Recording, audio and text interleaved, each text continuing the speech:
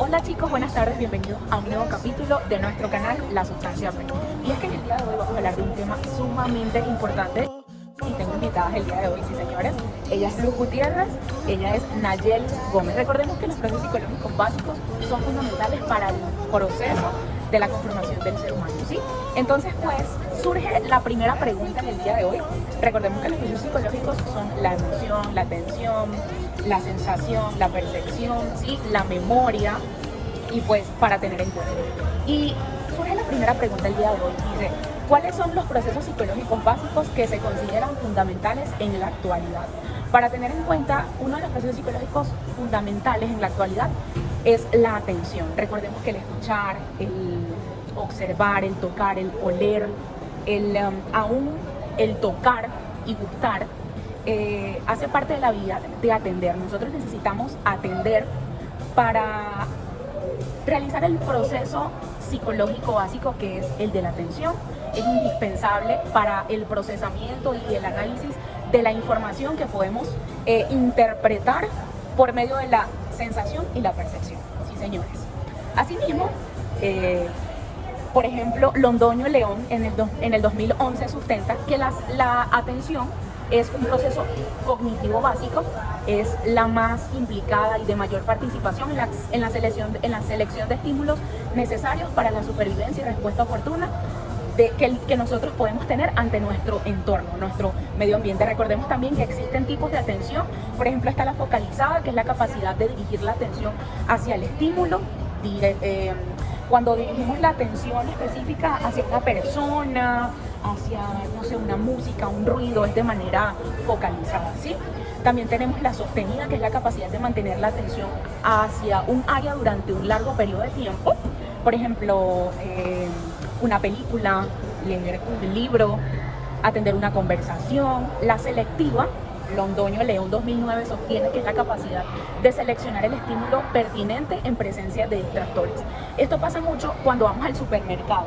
Sí, señores, pasa mucho porque no sé si les pasa que cuando van al supermercado, ustedes pasan por el lugar de los lácteos y pueden seleccionar una marca, una leche en específica. Existen muchas marcas, pero tú quieres eso, ¿sí? Y te focalizas específicamente en ella. Por ello es la atención selectiva. La atención alternante es aquella que, pues bueno, la poseemos mucho nosotras las mujeres, y es que podemos tener el foco de atención, podemos estarlo teniendo en una música, también podemos cocinar, al mismo tiempo atender otra cosita que debemos estar haciendo, y entonces es la alternante, que a pesar de que tenemos distractores, fluimos y conseguimos la atención en cada cosa que tenemos presente. Y esta es la dividida, la capacidad de realizar varias tareas, que es muy similar a la alternante. Sin embargo, esta se diferencia porque pues puedes leer y escuchar música. No me pasa, pero sí hay algunas personas que le pasa y es muy genial. Está la sensación y la percepción. Sabemos que la sensación es un proceso absolutamente fisiológico y la percepción es un proceso netamente psicológico, ¿ok? Para tener en cuenta también hay una pregunta súper genial. Aquí dice, menciones las definiciones tradicionales de la sensación y la percepción. Para tener en cuenta, ya sabemos que la sensación y la percepción hay mucha diferencia entre ellas, porque una es una respuesta fisiológica, un proceso fisiológico, y la otra es un proceso psicológico. Asimismo, la Fundación Universitaria del Área Andina define sensación como el conjunto de procesos fisiológicos a partir de los cuales experimentamos el mundo. Recordemos también que aquí podemos aplicar la ley del limen diferencial de Weber, donde podemos identificar las diferencias perceptibles y no perceptibles.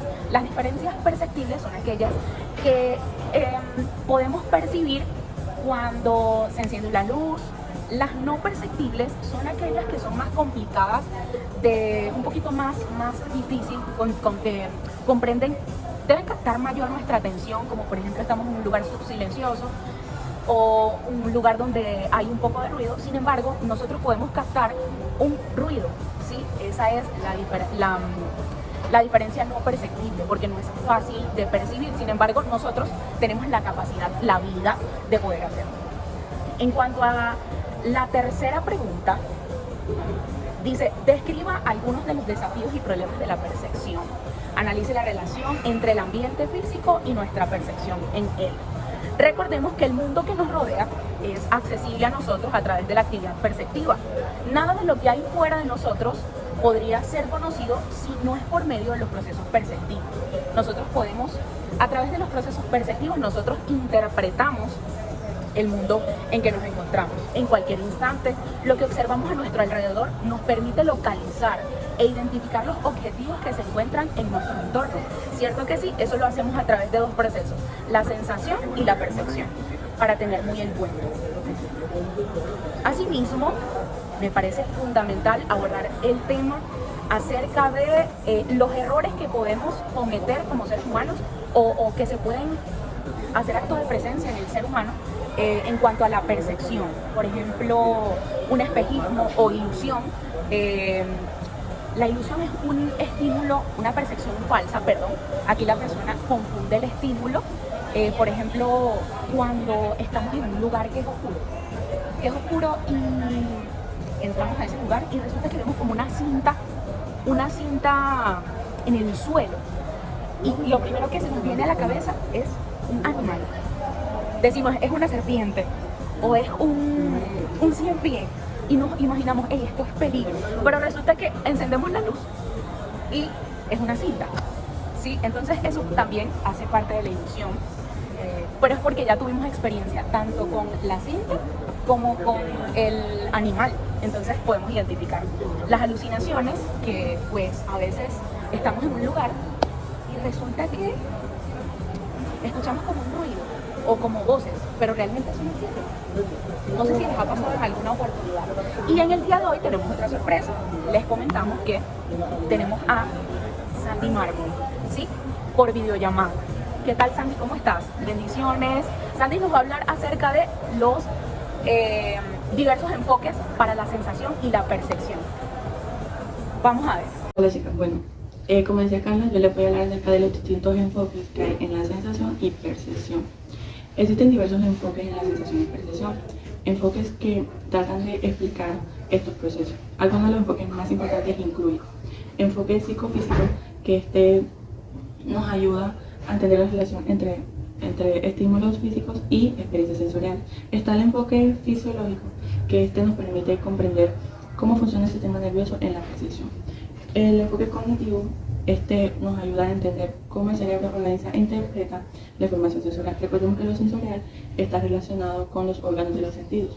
Ahora, el enfoque ecológico nos permite comprender cómo interactuamos con nuestro entorno a través de la percepción. Y bueno, cada uno de estos enfoques contribuye de manera significativa en nuestra comprensión general de la percepción y la sensación. Ahora, les agrego una comparación de distintos enfoques. Esto en cuanto a la relación entre los estímulos ambientales y la naturaleza organizada a la percepción. Aquí encontramos dos enfoques. El enfoque estructuralista, y está asociado principalmente con William Wundt, y se centra en descomponer las experiencias sensoriales en elementos simples para comprender la estructura de la mente. Mientras tanto, la de Gestalt está liderada por psicólogos como Max Weber y Kurt Wolfgang. Ellos mencionan que nosotros percibimos el mundo como patrones organizados e integrados, destacando la importancia de los principios de organización perceptual.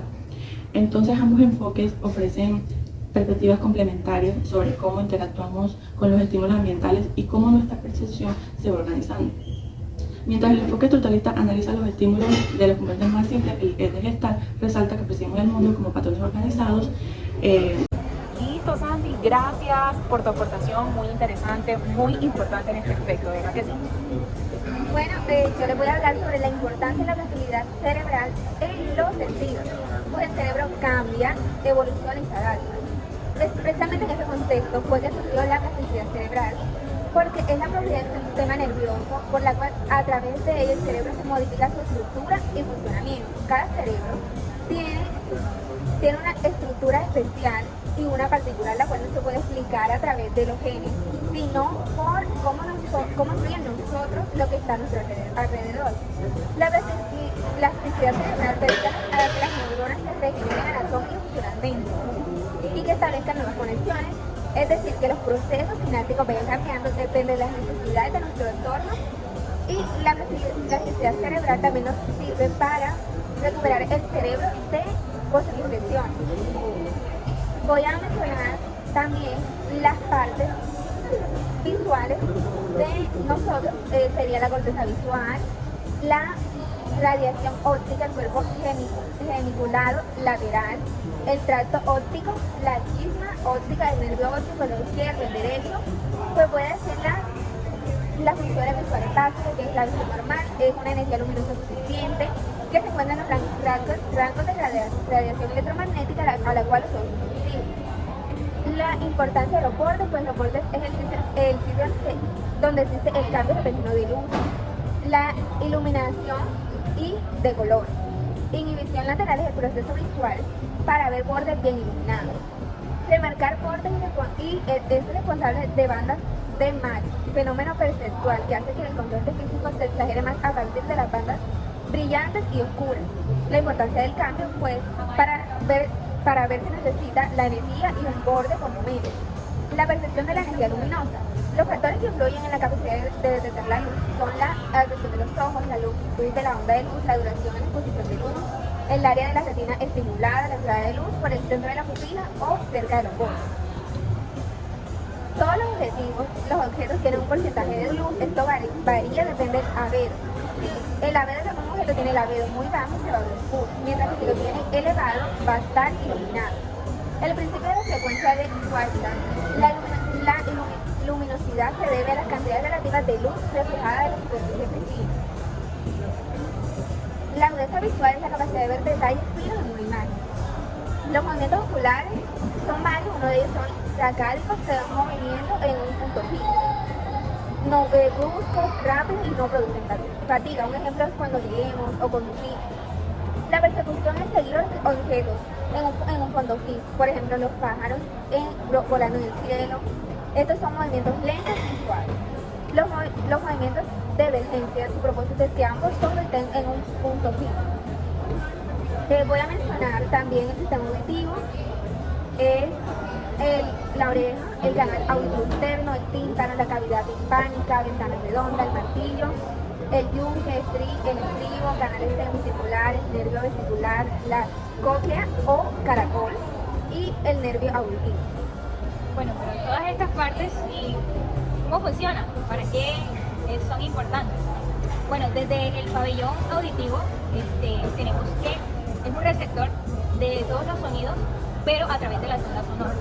Todo inicia con un sistema eólico. Resulta que estas ondas sonoras lo que hacen es hacer que el tímpano rebote.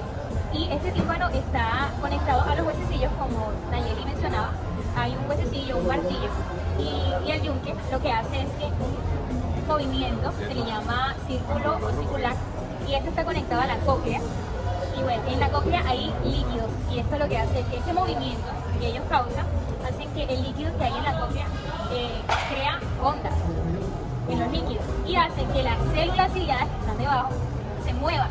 En estas células ciliadas hay iones que al moverse caen y lo que hacen es una fusión con las células bioquímicas y crean una energía, y esa energía es la que lleva la información hacia el cerebro.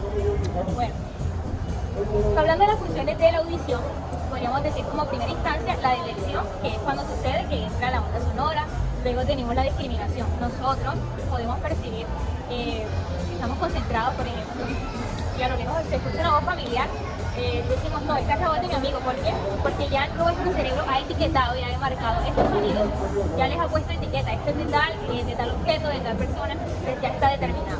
También hay otra función muy importante, que es luego de haber pasado por la cóclea, de haberse convertido en energía, está la comprensión, y es lo fundamental. Nosotros escuchamos y el mensaje que recibimos obviamente debe tener una respuesta. Entonces lo que hace nuestro cerebro es interpretar esa información y responder a ese estímulo. Podríamos hablar de alguna alteración en la audición. Tendríamos a la hipoacusia, que es la falta de audición. Perdóneme, se me olvida la palabra. La hipoacusia es una sensibilidad, la hiperacusia es una sensibilidad excesiva. La hipoacusia es cuando hay disminución y la hiperacusia es cuando se excede.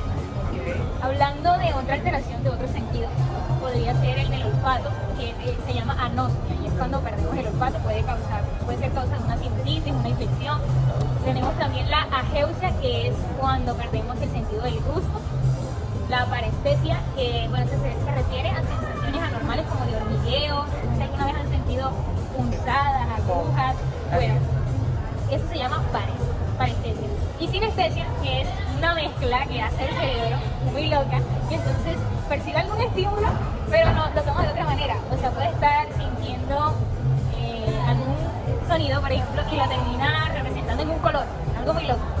Bueno, hablando de todo esto, quiero mencionarles el tálamo, su función fundamental. Lo que hace el tálamo es una retransmisión de información. El tálamo, ¿qué haríamos sin él? ¿Qué haríamos sin él? Resulta que cuando percibimos estímulos, es lo que hace el receptor, los clasifica y los envía. Por ejemplo, si tenemos un estímulo que es auditivo, lo manda a la corteza auditiva. Si tenemos un estímulo que es visual, lo manda a la corteza visual, y así sucesivamente. Pero bueno, para hablar de todo esto es necesario hablar de la sinapsis, y en este tema es fundamental que Sandy Mármol nos dé su gran aporte. Adelante, Sandy, te escuchamos. Bueno, chicas, ahora vamos con lo que es la sinapsis. Entonces, ¿qué es la sinapsis? La sinapsis es el proceso mediante el cual las neuronas se comunican entre sí para transmitir información. Es la unión intercelular especial entre las neuronas, es básicamente eso. Ahora, ¿cómo funciona la sinapsis? La sinapsis es el proceso mediante el cual se transmite la información de una neurona a otra a través de señales químicas o eléctricas, y esto es fundamental para el funcionamiento del sistema nervioso y permite la comunicación entre las células nerviosas. Acá podemos observar dónde se ubica el soma. El soma, el cuerpo, la parte más llamativa de las neuronas, la que tiene mayor tamaño, las dendritas, que aquí se recepciona todos los impulsos generados por otras neuronas, y los envía hacia otros. Acá encontramos el axón, que es un profesor, que es como la colita, y bueno, este en realidad es el cable de transmisión de la información del sistema nervioso. Acá podemos observar cómo hay dos neuronas, y acá es donde entra la sinapsis, que sería la unión entre dos neuronas. Sería básicamente eso el papel de esta. Los tipos de sinapsis son sinapsis eléctrica, que esta permite que las señales eléctricas se propaguen directamente de una neurona a otra. La sinapsis química, que es el tipo más común de sinapsis, y bueno, aquí los neurotransmisores se liberan en la hendidura sináptica, es decir, en el espacio de dos neuronas donde se transmiten señales para comunicarse información. Entonces, dentro de la sinapsis química existen dos tipos: la sinapsis excitatoria, que esta es fundamental para el aprendizaje y la memoria, y aquí aumenta el potencial de acción de la neurona postsináptica. En la sinapsis inhibitoria, acá disminuye el potencial, y esta es esencial para aumentar la actividad neuronal y para prevenir la sobreexcitación de la neurona. Ahora, hay una pregunta que surge, y es cómo la actividad sináptica facilita la comunicación entre neuronas. Y bueno, esto se da mediante la liberación de neurotransmisores que activan receptores en la neurona postsináptica, desencadenando entre sí un nuevo impulso nervioso. Tremendo aporte de Sandy Mármol, ¿sí una De carga? verdad que sí, quedó todo súper claro. Sí. Bueno, la teoría de la Gestalt, por ejemplo, explora cómo percibimos los patrones y formas significativas a partir de la información sensorial. Esto nos ayuda a nosotros, los psicólogos, pues, a comprender cómo procesamos esta información y cómo actuamos sobre ella. Claro, y es que el estudio del proceso sensorial en psicología es fundamental. Creo que nos ayuda a comprender cómo los estímulos del entorno son percibidos y luego procesados por nuestro cerebro.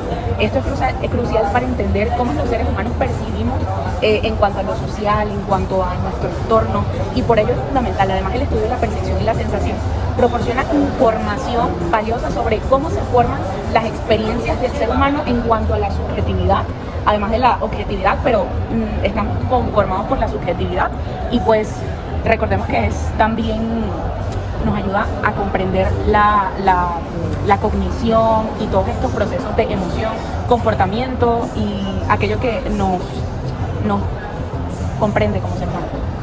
En conclusión, podemos decir que el estudio del proceso sensorial en psicología nos brinda una comprensión más profunda de la experiencia humana y su influencia en la conducta y el bienestar humano. De verdad que podemos concluir que es fundamental en todo proceso. Y bueno, muchas gracias, chicos, por estar atentos a nuestro canal. De verdad que es un privilegio para nosotros impartir la información requerida, y muchas gracias por todo. Chao, chao. Nos vemos en un nuevo capítulo. Bendiciones.